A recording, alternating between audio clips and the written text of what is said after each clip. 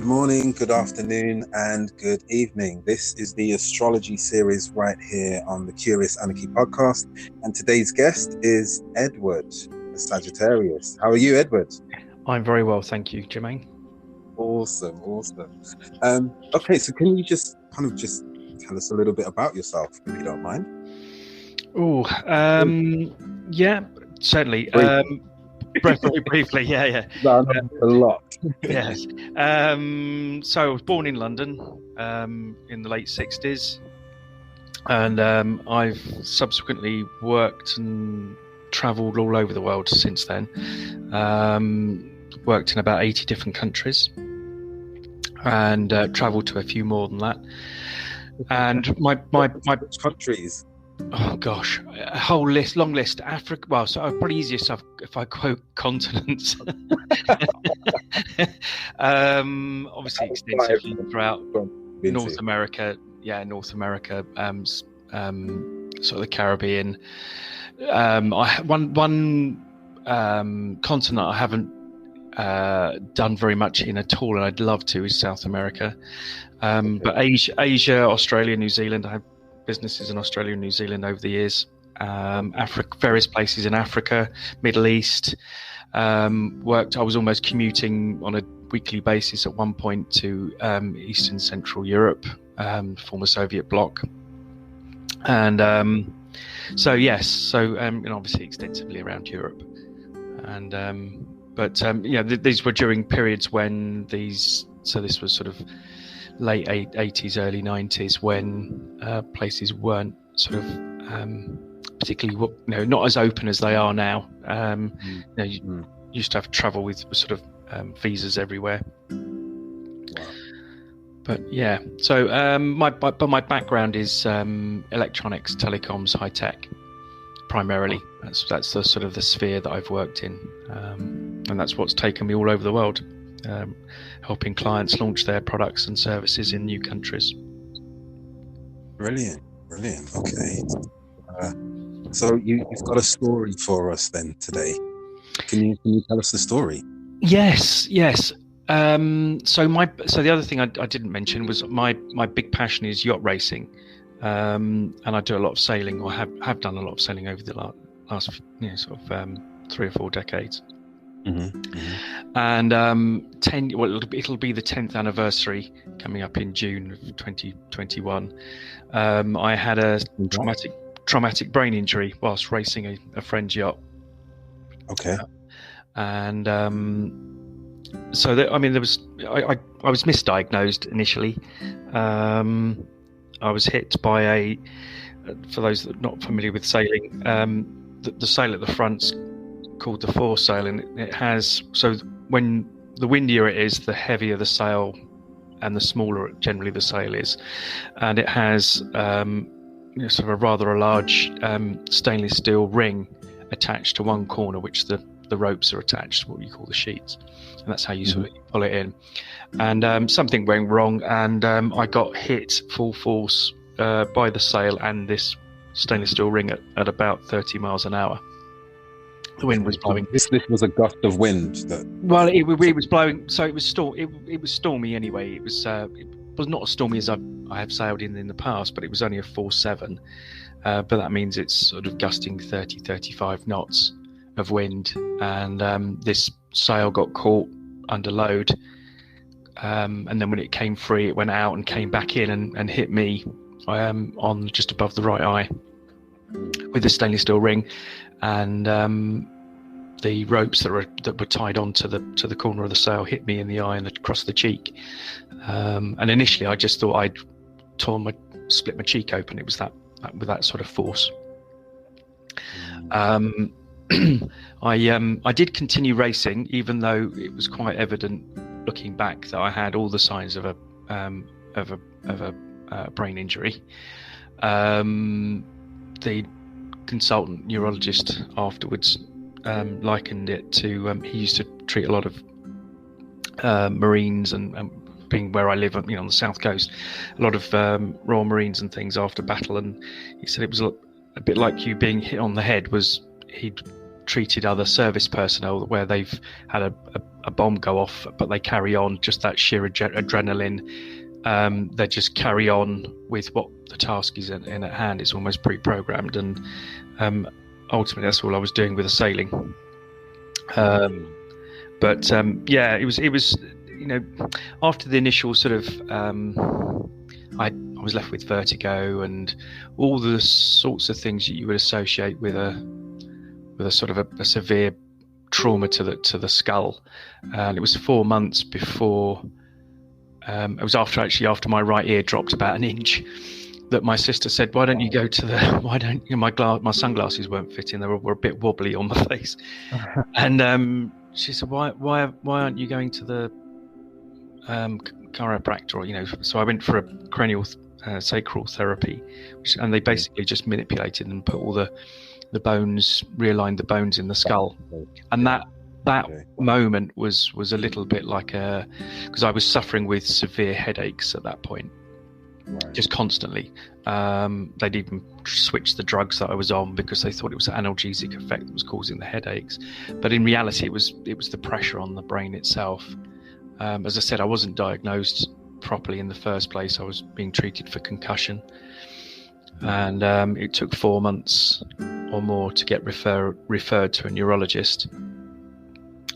And then it wasn't until after that sort of physical sort of realignment of my neck and my skull that the sort of the deeper issues of cognitive abilities and obviously the frontal lobe, right frontal lobe, is what they term as your CEO. It makes all the decisions for you. And but I essentially lost connections to my memories. I did recognize faces. I wouldn't always, so immediate family and what have you wasn't so much of a problem. I had my two eldest sons were not quite 3 and about 19 months old at the time. So you can imagine the household was quite noisy, on top of the fact that I'd had lots of unusual things, because obviously specialists were saying, well, no, you've had an impact to the front of this part of your brain. But I was experiencing all sorts of other issues, hypersensitive taste, smell and hearing. So the hypersensitive hearing, along with the severe headaches and sort of any kind of noisy environment. If anyone has got sort of small children, they know what I'm talking about. Kids know 2 volumes, loud and louder. So I guess that was really the start of it. Apart from the fact that I was still running, I had consultancy practices that I built up on 3 different continents at that point, and I was running a lot of the projects, quite large projects, on my own. And when I say about forgetfulness or memory, it was, so I think the first experience was probably 2 or 3 weeks after the injury, and I just had this sense that I needed to try and get back to work. So on opening up my laptop, I'm presented with a password, login, and it wasn't that my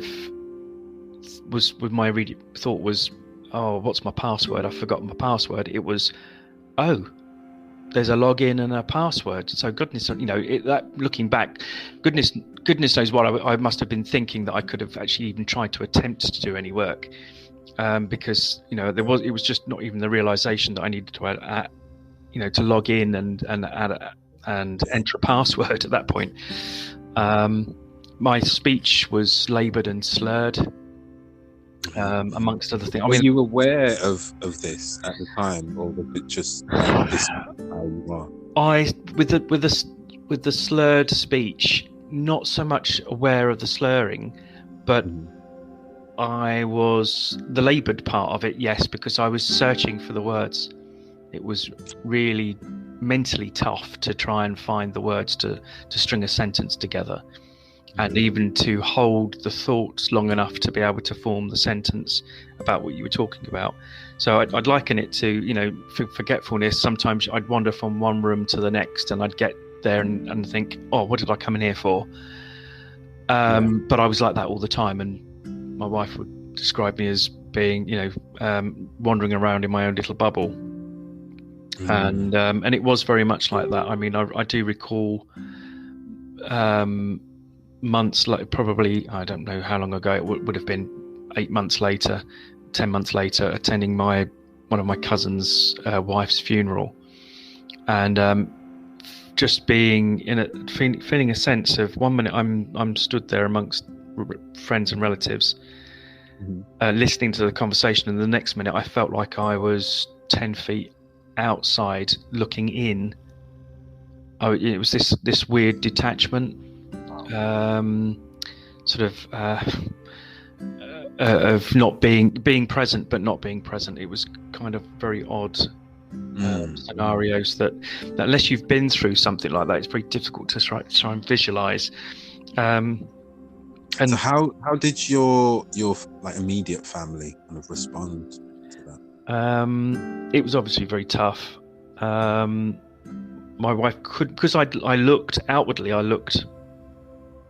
normal. The impact had been, I didn't have any. There was no blood. There was no, split. My skull wasn't split open. I was wearing a baseball cap, which took a lot of the initial sort of impact, I guess, from a there was bruising, and even now you can only just see like an indentation on the skull.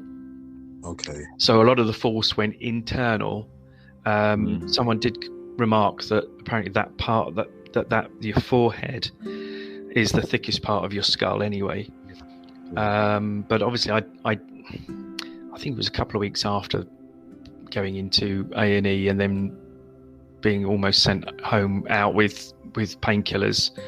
I was referred to I actually went to 3 different hospitals, believe it or not, and was misdiagnosed and passed on from one to the next. It wasn't until I walked into my GP surgery about a week afterwards, and was stumbling across the waiting room that my GP said, well, you're not going anywhere.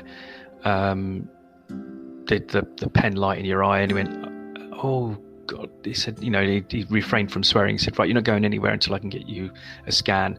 Fortunately, a local little hospital has a CT scan, but obviously at the time I wasn't aware that wasn't any more than an X-ray, and it certainly wouldn't have shown up a bleed or anything of that nature. I should have actually really have had an MRI, but so from an outward perspective, I didn't look any different, and so therefore trying to understand why I couldn't think differently, or why I couldn't articulate what was going on was perplexing, and I think a little bit frustrating for immediate family. And I think, but moving sort of forwards, I mean, I finally did get referred to a neurological unit, a neurologist, and then subsequent to that you get passed off to sort of support network of counsellors and support teams. Unfortunately, because of the shortest waiting list was not in my area, so I ended up going out of area, because then you fall back into the support network and you go, well, you're in the wrong postcode, so you start that whole process again.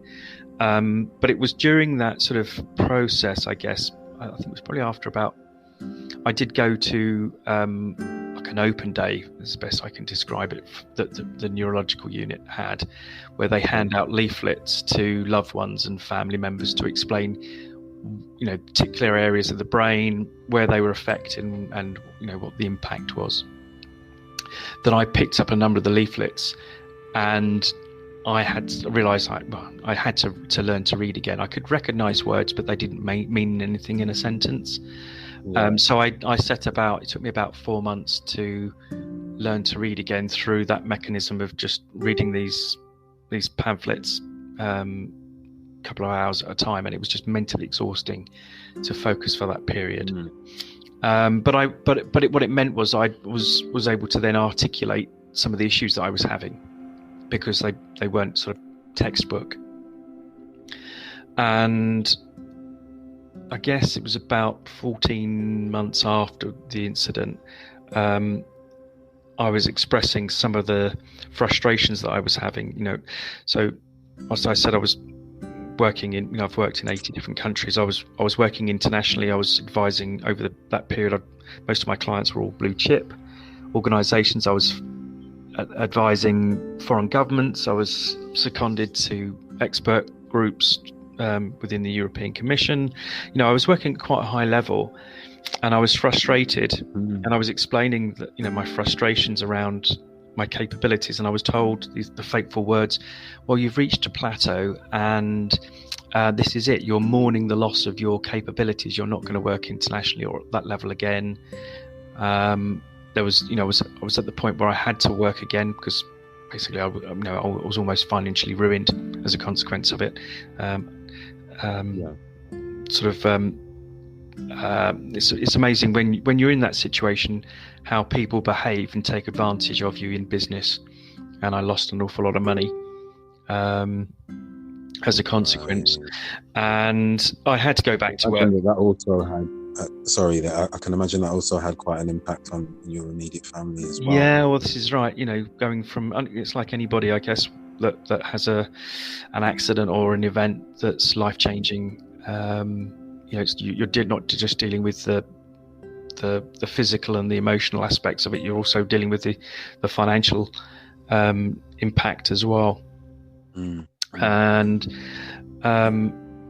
one thing, so what I realized was, I came away from that sort of realization, as it were, of being told this, and I must admit I was angry. Something deep inside me said, hell no, in slightly more colourful language. And I realised that, hang on a minute, I've learned to read in the last 4 months. Not have I just learned to read, I've been able to retain and remember the words so that I could then make sense of them and articulate it to somebody. So hang on, this doesn't make sense to me. So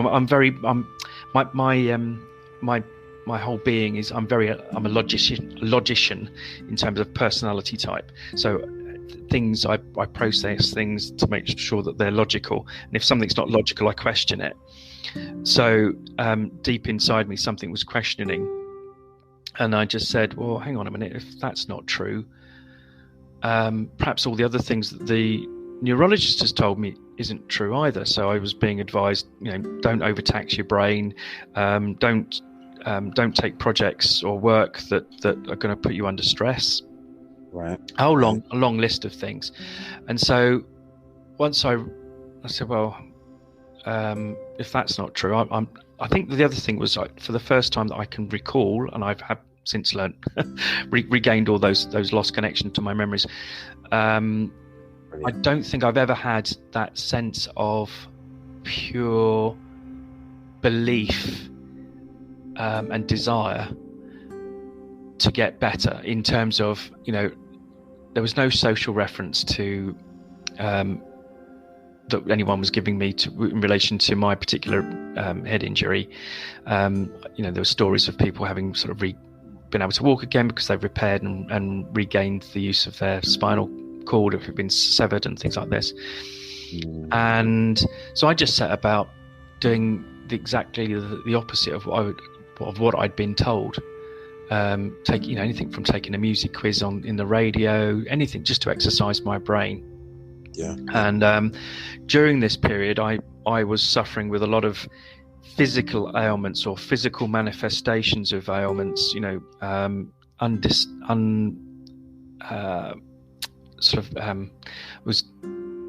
had a colonoscopy and an endoscopy because I had these intense pains in my abdomen, which they thought was an ulcer, which turned out to be nothing. They couldn't find anything, but they were severe enough for me to actually pass out.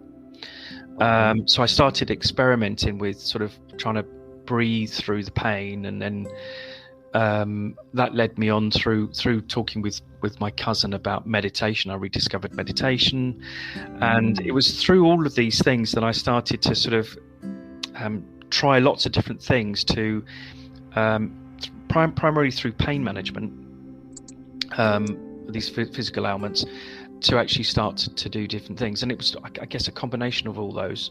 I had some profound experiences whilst meditating, and and those effectively led to what I would now describe as neuroplasticity. I didn't know about neuroplasticity at the time. I didn't discover that until I had to do some research for a contribution to a book that I wrote with Brian Tracy. It was a guy very phenomenal author. What's the book called? The Success Blueprint.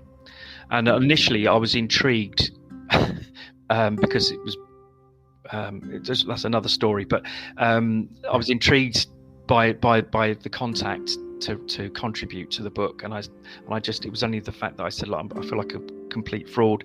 Before my head injury, I would have said yes, I was successful, but not since. My confidence had been knocked. And I explained about my recovery from a brain injury, and that the editor turned around and said, well, we look at success in all its forms, and that's how I came to write and contribute. But it was only in that point when I was starting to research and thinking back, how did I overcome the things that I'd done, that I discovered there was actually a science called neuroplasticity. It's the brain's ability to reconnect neural pathways.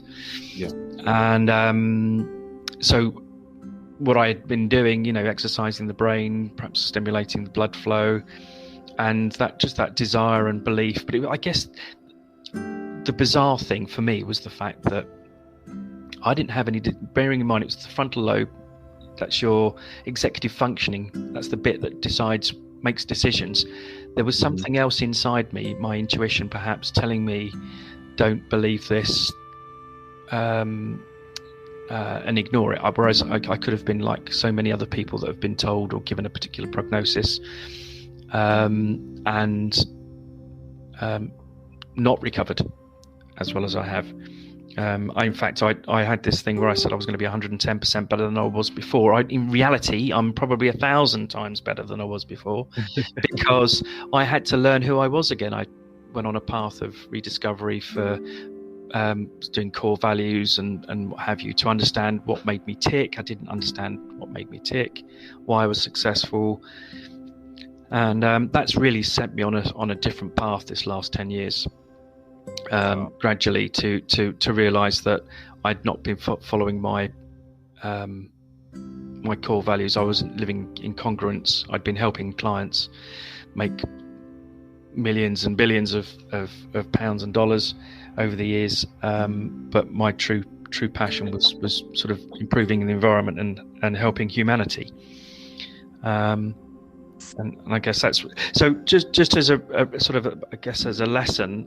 And I'm not saying I'm unique in any way, but one thing leads to another. I got the opportunity to write the book. I then got invited to help produce Brian Tracy's life story, which is a film called Maximum Achievement, which got a Gold Telly Award in the US. I've just and that also led to another film that we launched during the pandemic last year. We were still filming in the middle of that, and so that to actually go back and say, well, what ultimately I was an engineer, a consultant, advising various people, but that one aspect of my life has changed, and having the belief in yourself to be able to say, okay, because that was one of the things I learned, funnily enough, was I always told myself I was really good with numbers, being an engineer, not very good with names. Good with faces, but not with names. And I realized, why am I telling myself this all this time? And I stopped. And the last big project I was working on had over 200 staff in across 3 continents involved in the project, and I was the go-to person if anyone actually wanted to remember a name of somebody or who was doing something particular. So it just goes to prove that what you pre-program your brain for is what you end up limiting yourself. And I'm very much on a path now of unlimited and unbounded potential of the human mind to create a better environment for humanity, and where every life can be celebrated. And that's I guess I do feel like I'm on a higher path now, and I certainly have been learning to trust my intuition more, because that obviously if it hadn't been for my intuition, or whatever you want to call it, then I wouldn't have had that decision and that questioning when I was given that prognosis that you're going through a bereavement and you'll not recover. You'll be limited to what you are at the moment. And so to everybody, I just say question everything and be careful what others limit, what others believe, or limitations that others put upon you, because that certainly wasn't true in my case. And certainly I've mentored university graduates and undergraduates for a number of years now, and that's a message that I share wholeheartedly with them as well. Wow. I mean, that is an extraordinary story. To something so significant as that to occur, and then even despite all of the issues that you were experiencing, you were still questioning. There was something that was still in there inside of you saying, wait a minute, what's going on here? Yeah, there are sort of different theories about different parts of the brain that take over and give, and also there's all that, also the science and belief around the fact you've got, you've got the vagus nerve that connects your gut to your brain, and the neural connections. So the fact that your consciousness, I guess, as it were, and your neural senses, part of it perhaps might have been in my gut. Who knows that was making that decision? They say gut instinct. It's that whole body aspect of the decision making, and that sense of not accepting something.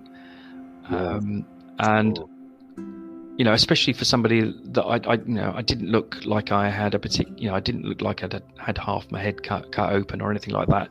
All the damage was internal. Right. And so I actually over this last year, I have helped so many people during these sort of global crisis, and I don't think I am so grateful for that significant event and very painful period of my life 10 years ago,